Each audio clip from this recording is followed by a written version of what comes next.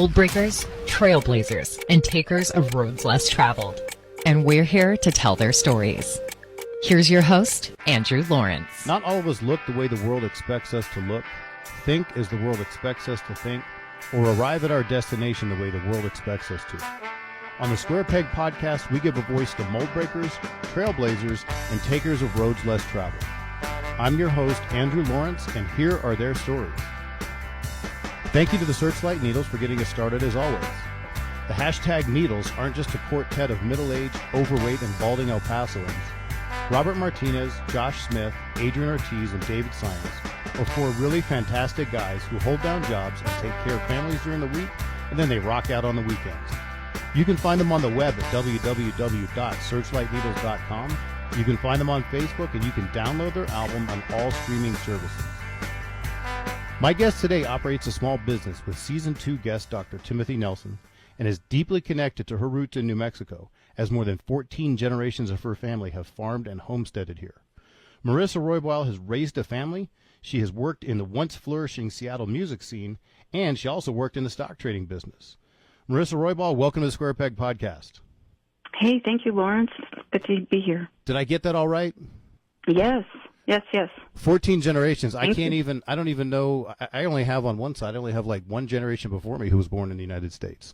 I don't know a whole lot of people. And I think it's amazing, and maybe we can get into this later. It is amazing people who are that aware of their genealogy that they can count back 14 generations. I'm actually really, really impressed with that. Yeah, I'm actually not doing that work. My mom is doing that work. And so she's been able to go back 14, and she knows there's at least 3 to 5 more that she could probably track, but she just hasn't gotten that far yet. Well, and she didn't know her dad's side of the family, which she's learning that part. Well, it's amazing with all the DNA and genealogy websites. I don't know if she's doing that, but it's amazing the things that we can do now that we, couldn't do in years past. But Marissa, I tend to be a creature of habit, and I try my best to break from it when I can. So I'm going to try to avoid doing things in a strict chronological manner. Can you give an introduction of what you do with Blackdom Clothing Line and Blackdom Townsite Company? Of course, we're going to delve deeper later, but how about just a teaser for now? Yeah. I'm gonna talk more about Blackdom Clothing and Productions. Blackdom Townsite, it's an established incorporation that we have not actively started working. We've got to reach other goals before we get that up and running. So right now it's sitting there. We've got our articles of incorporation established. So I'm going to speak more about Blackdom Clothing and Productions right now. The goal of the business is to assist Dr. Nelson with lifting his work on Blackdom and the Afro Frontier. And my role, I'm sometimes making it up as I go. I track and develop relationships. I manage his schedule, calendar. I track goals and milestones. I manage communications. I do a little bit of marketing. I negotiate what we do on our newsletter with our website, and I help manage our website. I also negotiate and execute contracts when Dr. Nelson has been contracted to do a presentation or anything of that manner. I also manage the budget, the finances, and I'm developing systems and operations as we go. I know that sounds fancy. It's not. We're literally learning this as we go, and we are got a small budget because we've yet to find partners that we want to engage in financially yet. And we've got potential partners that we're talking to. So with that said, we have been operating on a shoestring budget. Now, when you talk about partners, are we talking about like corporate partners or just single investors or? Yeah, so I would say single investors, other businesses that want to help fund maybe a presentation. So we partnered with New Mexico State in March. Dr. Nelson did a presentation with Dr. Dulcinea Lara there at NMSU in March. And so that was a partnership. Went under their name. He was contracted and helped produce a presentation that talked about pluriversity. Okay. Well, you've made a living in the business world for quite some time now. Before we traded using apps on our phones or day trading online, you took orders for stock trades and worked with actual stock traders on the New York and other stock exchanges. How'd you get into that? And tell us about some of your experiences doing that stuff. Well, in Santa Fe, it's a who you know kind of game. And a girlfriend of mine, she was actually older than me. We both went to Santa Fe High School, and she was just beginning her career as a stockbroker, and she was partnering with someone else. And she managed his, it was like his support system as she was learning, and they needed someone to come work at the office as a cashier. And in those days, it used to be a caged area where we would take orders. That is where I started. And then I worked my way up to operations manager. And yeah, that was back in the day when brokers would put their orders on a ticket, ring the bell, they'd give them to me, and then I learned a whole new language, and I would enter it on what was called a wire system. And I would deliver those orders to Chicago floor, New York Stock Exchange floor, the over-the-counter floors. Yeah, that was back in the day before they could do that on their computers. And when you say Chicago, that's a commodities exchange, isn't it? Yeah, now you're asking me to remember things. I don't remember. Now, are you talking about, did people actually walk in? I mean, I'm thinking of an old like Western Union or like kind of an old West bank. Not to date you like that, but kind of an old West when we talk about a caged. That's okay. You can date me like that. A caged area like that. I'm assuming this is probably the 1980s. Are we talking about people actually walking in with cash or checks and filling out order forms and giving them to you? This was the mid-'90s, so this is right about the time that tech stocks were taking off. Okay. And it lines up for me with the whole situation with O.J. Simpson. And it was like right around that whole time. But what was going on with the tech industry was getting people to go through their safes, safety deposit boxes, envelopes, boxes, knowing, you know what, I think Grandma gave me some stock certificates that I should see if I should cash in and maybe get in on this new tech thing that's going on. So about that time, we had lots of people coming into the office with piles of their stock certificates that I would have to take in kind of like cash and give them receipts. And then we would send them to New York, and then the transfer agent would do whatever they did, and then it would show up in their accounts within 3 to 4 days. And this is something you just kind of learned on the fly, or I mean? No. I had a really, really great operations manager. She's still in the industry. She lives in California, and she was an excellent boss. And, we had a lot of compliance issues that we had to deal with, and most of what we were doing was by hand. There was also computers and the wire system, but it was a very old-fashioned way of doing things. Yeah, people would come in with checks and cash and their stock certificates. Wow, that's unbelievable. Did you ever get to the point where you were doing any trading, actually taking, what is it called, the Series 7 you have to take before you can be a licensed broker or anything? Did you ever go that route, or did you just do the cashier thing? Well, so I started as cashier, then I became a sales assistant to the top broker in the branch, and then I was then promoted to operations manager. So now I managed all the sales assistants in the office and helped them manage their books with their brokers, so their brokers' books. So, and then I was recruited. So the woman that hired me got me that job there. She moved over. That was Morgan Stanley, and then she went over to UBS Payne Weber. Back then it was just Payne Weber. I think now it's just UBS. And she asked me to come work with her and the guy that recruited her to come work with her there. So I moved over there. I ended up leaving the industry because I was raising a toddler at the time.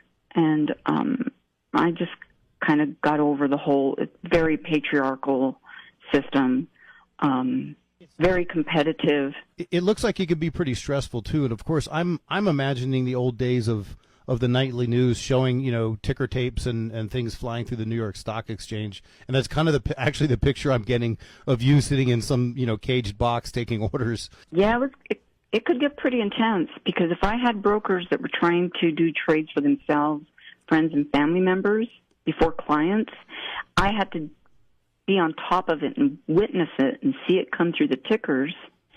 And if I saw that, I had to bust all their personal trades and all their close relationships because they had to divulge their close relationships to us. It was part of compliance rules in those days. And so I would have to go bust their trades and make sure their clients' trades went in first.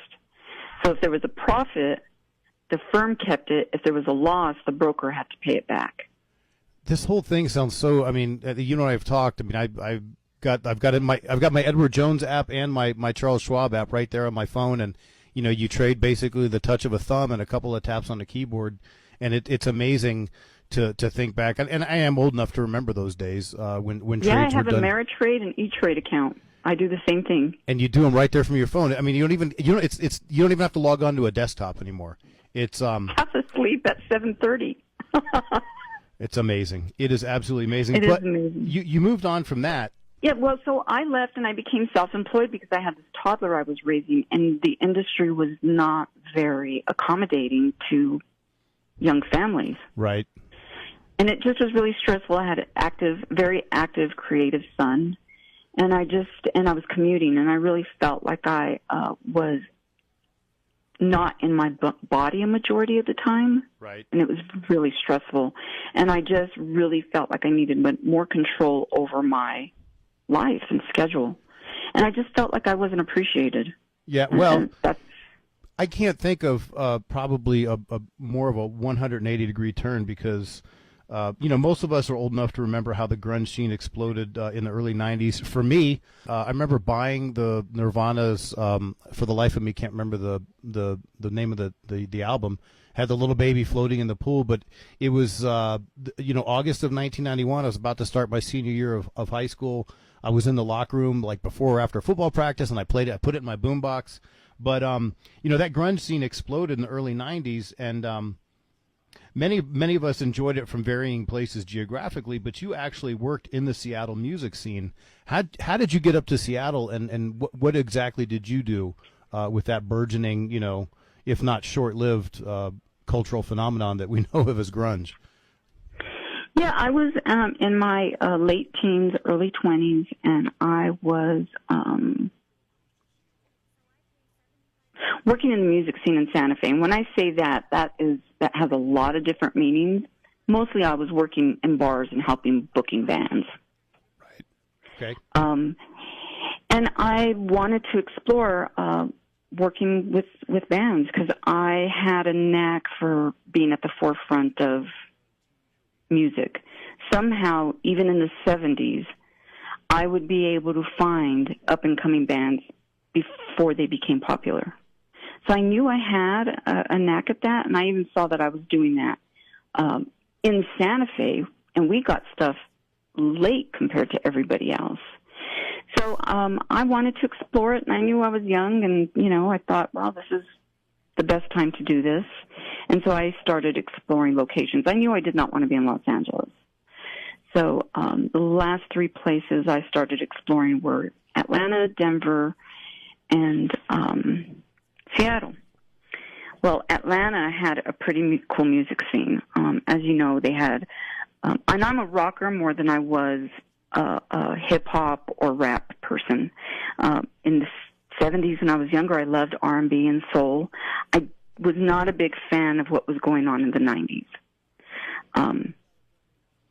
So I was attracted to bands in Atlanta like Arrested Development, The Brains, Georgia Satellites. And so I was a little concerned because I knew there was a lot going on there at the time with the way the Atlanta culture was changing. And in Denver was close, and the music in Denver was cool. I'm curious. I thought maybe I could get in on that. The Fluid, the LaDonnas, Big Head Todd. I didn't realize Big Head Todd was from Denver. When you say Denver, or when you say music scene, I literally I'm drawing a blank. I don't know what do people associate Denver with, other than maybe the Fluid. The few, okay. The LaDonnas, yeah. So there were a few bands there, and it was close to mom. Right. But when I really started taking a deeper look at Seattle, I saw that they had bands that I learned to enjoy from my parents, like The Ventures, Jimi Hendrix, Heart, Paul Revere and the Raiders, the Sonics, the Malvins. And then I started learning there was an up-and-coming scene that had been happening for a while.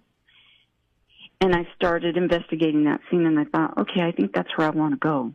And it was burgeoning. It was just right at the cusp, because I got there January 1989. Yeah, that would be right about the time. Yep. And I went to the Art Institute of Seattle there. And you know what? It was good I went. It was good I went to go venture that situation, what I learned. Yeah, I have no interest in playing that game. The Art Institute game? The music scene. It was. Oh, okay. It's definitely a man's world, and the women I saw doing the work in the production management scene, amazing women. I was an intern with Chris Cornell's wife, Susan Silver. Oh, wow. Yeah, and was this before Soundgarden got started? This was after. Okay. They were right at the time. I think it was, God, what album is popular? I'm better at looking at the cover. You're not going to. Yeah, I'm better at looking at covers. Don't ever try to get me to say names of songs or names of albums. I've literally got to go look at it. This was right before Soundgarden started getting known in the U.S. They were already known in Europe. Okay. And this was right about the time that Alice in Chains was starting, Tad, and actually even before Pearl Jam, it was Mother Love Bone. Oh, wow. Yeah, so that is when I was working with her, and Soundgarden was just getting ready to bust here in the U.S. I was like right about that period is when they got big here in the U.S. And then Alice in Chains. And did you work directly with any of these bands? Yeah. I got to, I did the fan mail for Alice in Chains. Oh, wow. And I did things like inventory. I mean, I literally did these menial tasks, but it was what I needed to learn how it worked in the background. Right. And I would say probably the biggest thing that stuck out for me, because the lead singer for Mother Love Bone passed away. Yeah, no, Mother Love Bone. Okay. This was a band before Pearl Jam. Okay, I'm not even talking about Alice in Chains anymore. The main band was Mother Love Bone. That became Pearl Jam. Okay. But I was working for, and Chris Cornell's wife managed Mother Love Bone. All right. She was also managing Alice in Chains with another manager. I don't need to get into the names. The point being is, I got to see on the other side the things that you don't see, you don't hear, the negotiations made for the artists that are doing this work. And the lead singer was having a heroin addiction problem. And she asked, I just so happened to be in her office, she asked, can I get him in treatment before they go on the road? And they said, no, just get him what he needs and just make sure he gets the job done. And we ended up losing him a few months later, and that band ended up becoming Pearl Jam. Oh, I didn't see. That's a history that I didn't know. Was heroin a big thing in Seattle at that time? It was, and I didn't understand that. I come from sunny New Mexico. Right. So I didn't really, I could feel that there was this different vibe there, and you could feel it in the music, for sure. You could feel what you were witnessing. I tell people I've never saw so many shades of green and gray, like in Seattle. and the music really provided that feeling of the city.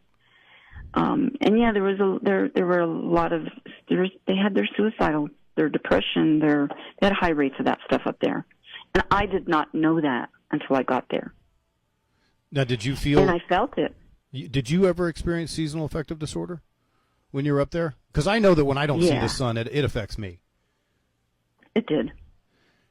And at some point, obviously you're not still in Seattle. At some point, you made your way back down to Santa Fe, Albuquerque, that metro area. And a few years ago, you crossed paths with someone who led you pretty directly to where you are now and what you're involved with professionally. How did you and Dr. Nelson come to be business partners? It was Facebook, actually. We had a mutual friend on Facebook. I actually worked with her, the woman that we were both commonly connected to. I don't know, I made a comment, he liked it, then I found a message in my box maybe, I don't know, a few days later, and first thing he asked is, have you ever heard of Blackdom, New Mexico? That was his his question. He doesn't mess around. He was all about Blackdom. And so before you knew it, we were having this conversation, and I'm stunned because I've never heard about it. I even grew up in Las Cruces. Right. So I grew up in that area, even though my family's from northern New Mexico. My dad worked with the White Sands Missile Range and went to school at New Mexico State. My parents got married really young and headed that way. That's how we connected. Facebook comment and conversations just started from there, and we have not stopped talking about Blackdom and the Afro Frontier since. And it's funny because you and I have talked about this before. That's how I actually learned about Blackdom too. Somebody was using the hashtag. A mutual friend of ours was using the hashtag on a lot of different stuff, and I just really didn't know what it meant. And then, of course, I did. Right. But you got involved with working with Dr. Nelson. Kind of tell me how that business partnership kind of all came together. Like I said, we started talking about Blackdom that was every time we got together, it was hours of talking about his work. Because I knew what he was talking about was, I just kept questioning, kept looking at the evidence, and okay, he's got something special here that we all need to know. And it's that same impulse that I had working in the music scene. There was an impulse. It was like, he is on the forefront of something here. And I could feel something was shifting in our culture. I felt, and I would talk about it a lot, I felt like some racial injustice was going to hit the country. I didn't know what that would look like, what would instigate that, but I had really been starting to feel the discontent in myself and all of us right about 2014. And it I just could feel it more and more, just watching the news, watching people, watching what was going on with people moving to New Mexico, and just paying attention. And so when I learned Timothy's work, Dr. Nelson's work, I could see that there was a big gap in what I learned in my history, and really kind of answered why we have identity issues. People of color in the borderlands. Right. And I just really felt like that this work had to be lifted, and I could see that he was doing it on his own. So, okay, you've got this clothing line. That's really where this all got started. With the clothing line. Okay. Yeah. Because he said, I just know that I've got to remix my dissertation because the people need this more than academia. Academia needs it, but regular people need this history. And so that's why I created this T-shirt. I think that this is going to be an entryway in for them to learn the history. And I was like, oh, God, that's brilliant. So he kind of explained it like, I've got to remix my dissertation. I'm from Compton, and, that's what we do. We remix things. And that really struck a chord for me because I've always enjoyed music that crosses over into different genres, right? Right. And I knew that the way he was doing this on social media was doing exactly that. And he was wow, getting to this people. Is brilliant. Right. Well, that. Go ahead. And that's what stayed with me. That's what stayed with you. Well, the main angle, obviously, that we're a podcast that has to deal with mold breakers, trailblazers, and takers of roads less traveled. And the thing that interested me the most about wanting to interview you was the work that you've done with Dr. Nelson. The Blackdom Clothing and Blackdom Townsite companies share research and scholarship of the historian Dr. Nelson, like I said, via Roads Less Traveled. And I've learned this was because you wanted to share this work and consciousness with those who probably don't, most likely don't read peer-reviewed journals and other scholarly works. Now, you've used film and your websites, among other things. But of most interest to me has been the vastness, and when I say vastness, I mean vastness, of your social media presence with what seems like countless pages, or if I would call them brands, through which you tell this story. Can you tell me all about this idea, the strategies? Now, some people may think it's obvious because social media is such a big thing, but you made it work. And how the content on certain pages seems to be really particular to the character of that each individual page. I know that's a long question. Take as much time as you want to answer. I remember you saying, so is your technique to bombard people? I think you said that at one point. I can't take credit for any of that. Timothy was doing this social media thing before he met me. And he developed that during, his postdoctoral life, like right there, and maybe even at the tail end of it. I'm not really sure. But what he did know as a historian is that it was a new frontier, a digital frontier, and he knew that the opportunity there was big, and it was free. And since he was living on the margins and trying to figure out what to do with his work, his instinct was use this vehicle to put this history out. The other thing he realizes, this might actually be a great way to model what Blackdomites did 100 years ago when they colonized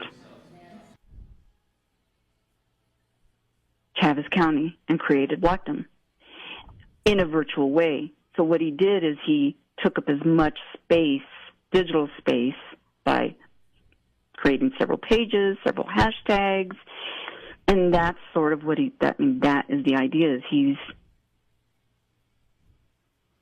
I think what you said is a constant barrage. Well, and of course, certainly not. I'm not saying that in any kind of negative or pejorative.